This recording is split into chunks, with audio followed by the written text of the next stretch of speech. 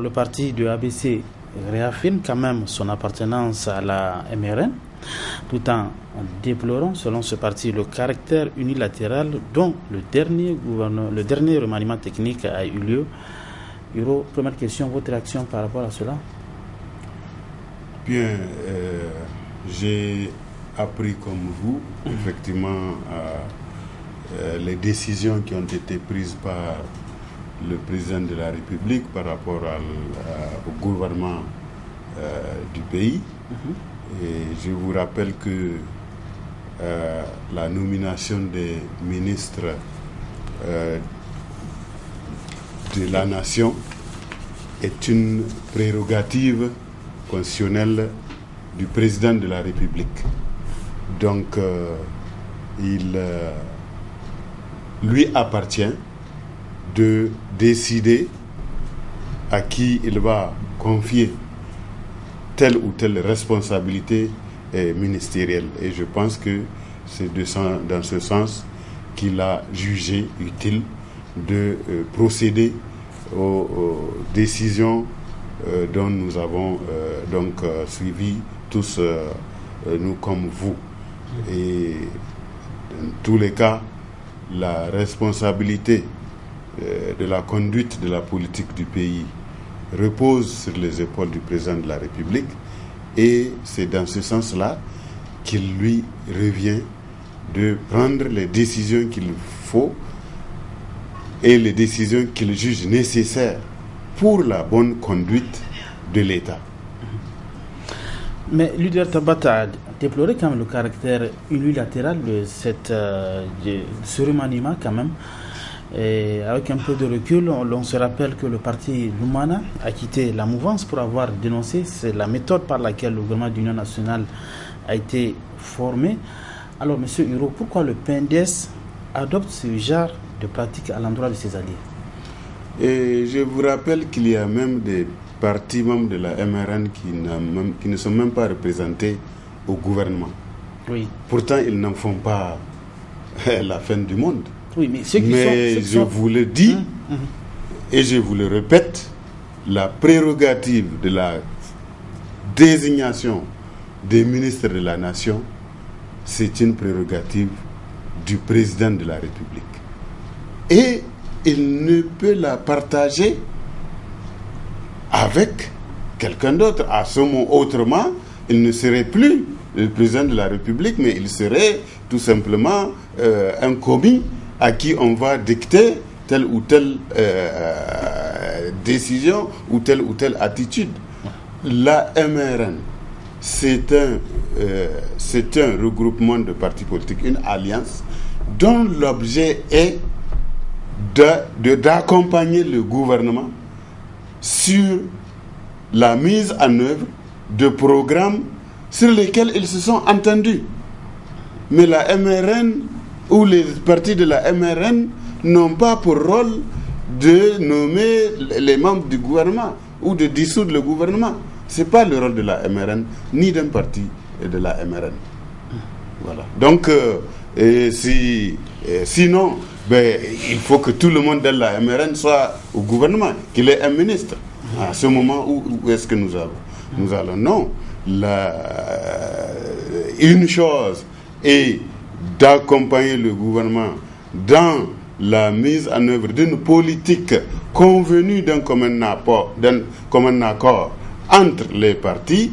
Une autre chose est de mettre en œuvre ce à qui revient le rôle de définir et de déterminer la politique, c'est les partis de la MRN. Et ceux à qui le rôle revient de la mettre en œuvre et de la voir se concrétiser, c'est le président de la République d'abord, le gouvernement ensuite. Voilà comment sont les choses, et elles doivent être comprises comme cela si on ne veut pas apporter des confusions dans les choses. Monsieur Hiro, je reviens quand même sur ce parti UDR Tabat. C'est quand même un parti dont le président du parti, Amadou Boubacar Sissé, a été remercié du gouvernement. Et deux autres militants de ce même parti reviennent dans ce gouvernement et sans quand même consultation des instances de ce parti. Est-ce que vous trouvez c'est normal? Même si vous faites allusion chaque fois à cette prérogative qui est attribuée au chef de l'État. Oui, je n'ai pas d'autres arguments que de vous dire cela, parce que c'est ça seulement. Vous voulez peut-être... vous avez une autre conception de la chose. Et vous voulez que moi je pousse cette conception comme quoi c'est la MRN qui doit désigner le gouvernement, qui va nommer le gouvernement. Non, lisez la Constitution. Ce n'est pas la MRN ni une quelconque alliance qui doit désigner les membres du gouvernement. C'est le président de la République en vertu des prérogatives que lui attribuent les constitutions. Un point, c'est tout. Il n'y a pas d'autre chose à chercher. Hein? Moi, je constate que le parti de UDR Tabat réaffirme son appartenance à la MRN. Oui. Mais donc, il n'en fait pas la fin du monde, n'est-ce pas? Un autre parti a pris une autre position. Peut-être c'est ça que vous voulez que le UDR Tabat fasse. Non, non. Donc, tout comme d'autres partis politiques qui sont dans la MRN, qui n'ont pas de ministre au gouvernement, pourtant le pays, la MRN continue d'accompagner les actions du gouvernement et du président de la République. C'est la même chose qui va continuer à se faire. À votre avis, il n'y a pas un lien à faire entre la déclaration de leader Tabat et la déclaration, on se rappelle, du parti Lumana qui, lui, a décidé carrément de se retirer de la mouvance? Moi, je ne vois pas de lien. Lumana, quand ils ont fait leur déclaration, c'est pour dire qu'ils s'en vont. Et pour dire qu'ils s'en vont, et ce que j'ai constaté, quand ils ont dit qu'ils s'en vont, mais les membres même de Lumana ont dit qu'ils n'ont pas été consultés pour dire que le parti s'en va. Vous voyez comme quoi, et vous pensez que Lumana a raison de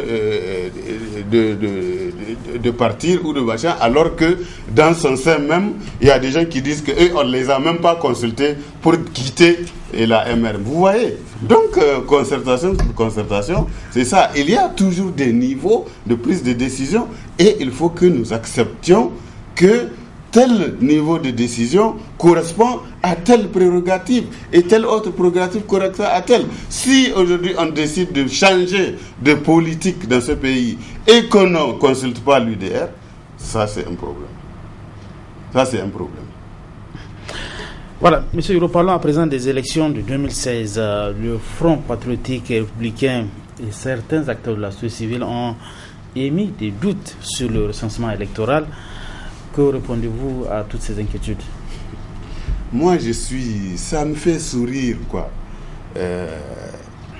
D'abord, le PNDS n'est pas celui qui organise les élections.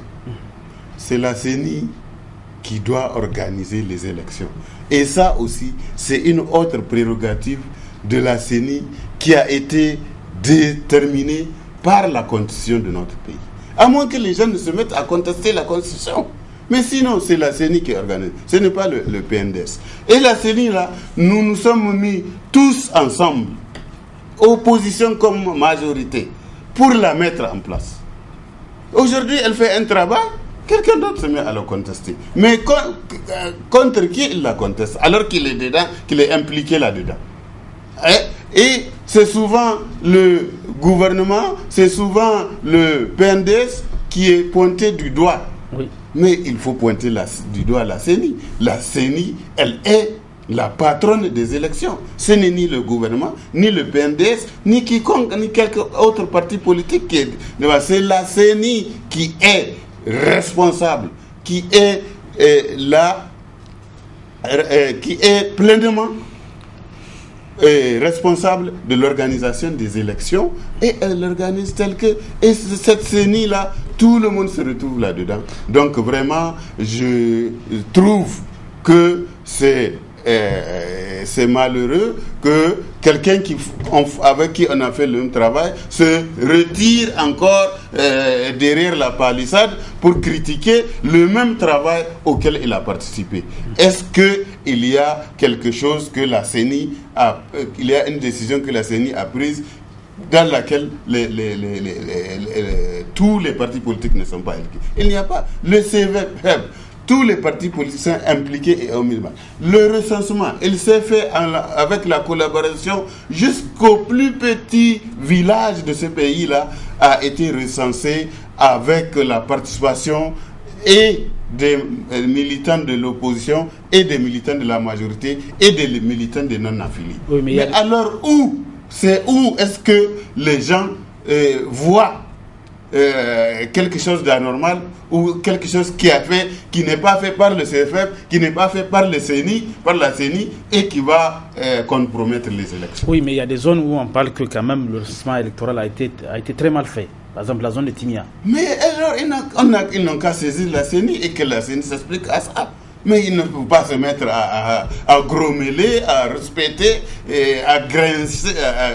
à grincer des dents sans pouvoir machiner. Non, qu'à saisir la CENI. Nous, la CENI, elle est responsable et nous restons vraiment... nous avons confiance à la CENI et s'il y a quelque chose à lui reprocher, mais nous ne voyons aucun inconvénient que quelqu'un lui reproche à la CENI ces choses et elle va arranger ça. Donc vraiment il ne faut pas en faire vraiment une affaire de quelque chose qui n'en vaut pas la peine. Oui, malgré les assurances données par le chef de l'État, l'opposition dénonce le calendrier électoral qui a été adopté selon l'opposition sans consensus. Alors, qu'est-ce qui peut expliquer cet état de fait? Adopté par qui? Par la CENI? Par la CENI, oui. Et alors, c'est par la CENI.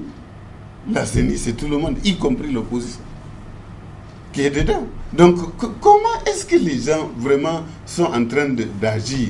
Ils voient bien là où il faut à qui s'adresser. Au lieu de s'adresser à ça, ils cherchent à s'adresser au gouvernement, à tel parti politique, au président de la République, alors que tout ça, tous ces gens-là n'ont rien à voir avec ce qui se passe. Oui. C'est la CENI qui a pris cette décision-là et elle l'a fait connaître à tout le monde. Mais alors pourquoi ils pensent que maintenant quelqu'un d'autre peut imposer à la CENI de se dédire, de revenir sur ce qu'elle a dit? Pourquoi? Est-ce que la CENI est sous la tutelle du gouvernement? Est-ce que la CENI est sous la tutelle de l'opposition? Est-ce que la CENI est sous la tutelle de la majorité? Non, la CENI, elle est indépendante. Si elle prend des décisions, ces décisions-là s'imposent à tout le monde. Oui, parlant du calendrier quand même électoral, entre-temps, il y a eu cette affaire qui a défrayé la chronique, c'est la corruption dont on parle, où vos représentants, la mouvance, ont reçu quelque chose à la veille quand même de l'adoption du calendrier électoral. Regarde, c'est ridicule. Toi, tu peux corrompre pour ton propre militant. Ça, où est-ce qu'on a vu ça? Est-ce que c'est un militant de l'opposition à qui on a donné l'argent? Parce qu'on a envoyé des camarades dans une mission et qu'on décide de les appuyer avec de l'argent, nos propres militaires, on va dire que nous avons corrompu nos propres militaires. Mais on est dans quel monde ça? C'est à la veille, on dit, de l'adoption du calendrier électoral. Même si c'est pendant la décision de... C'est nos militants, non? Est-ce que nous sommes partis voir le militant de l'opposition pour lui donner quelque chose? Nous ne sommes pas partis les voir. Ce sont nos militants. Donc on est libre de... Est-ce qu'ils savent pendant tout le temps que nous leur confions des missions, comment on fait? C'est seulement maintenant. C'est ridicule. Ils sont ridicules. Ils sont malheureux parce qu'ils se d'un petit truc comme ça là pour en faire une montagne justement. Mais c'est nul. C'est ridicule. Ils n'ont qu'à réfléchir et trouver quelque chose de plus intelligent que cette bêtise de dire qu'on a corrompu notre militant à nous. Si on n'a pas confiance en ce militant là, on va l'envoyer nous représenter dans une organisation aussi importante que la CENI. Vous croyez cela? Donc les gens sont ridicules, vraiment, ils sont bêtes, ils ne savent même pas ce qu'ils sont en train de faire pour dire que nous, on a corrompu notre militant. Alors, vous ne craignez pas des élections sans opposition, sans l'opposition? La démocratie, c'est ça sa définition. La liberté des élections. Chacun est libre d'aller aux élections ou de ne pas aller. Chacun est libre, même de voter. Même de voter. Les gens sont libres. À plus forte raison de se porter candidat ou d'aller à des élections. Donc, si quelqu'un pense que vraiment il ne doit pas aller aux élections, ben, il ne va pas y aller. Mais je suis certain que beaucoup de gens sont prêts parce qu'ils en voient l'enjeu, ils en voient l'intérêt, ils ont une conception autrement plus patriotique de la politique qu'ils ne vont pas dire qu'ils ne vont pas aux élections. À qui ils vont faire mal d'abord s'ils ne vont pas aux élections. Pas au gouvernement, pas au président de la République, ni aux autres partis. Ils vont faire d'abord mal à eux-mêmes et à leur parti. D'abord, avant tout. Vous voyez? Donc, c'est librement que chacun est venu faire la politique. C'est librement que chacun est venu créer son parti politique. Si librement il dit ben, je ne vais pas aux élections, mais nous, on ne va pas s'asseoir pour pleurer pour lui. Alors, parlons de ces élections, à quand l'investiture du candidat du PNDS pour les élections présidentielles? Notre parti se prépare aux élections et il a un agenda bien défini, vraiment par lequel il va passer pour désigner son candidat aux élections présidentielles, mais ses candidats aussi aux élections législatives, mais ses candidats aussi aux élections locales. Tout ceci va être fonction d'un agenda bien déterminé qui est en train d'être exécuté par le parti politique et le moment venu, vous saurez comment et quand nous allons désigner nos candidats.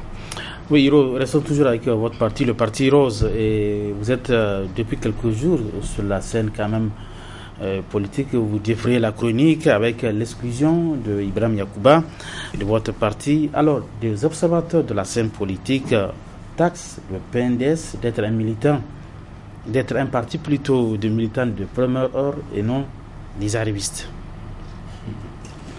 Les gens sont libres de faire leurs commentaires. Vous avez dit des observateurs.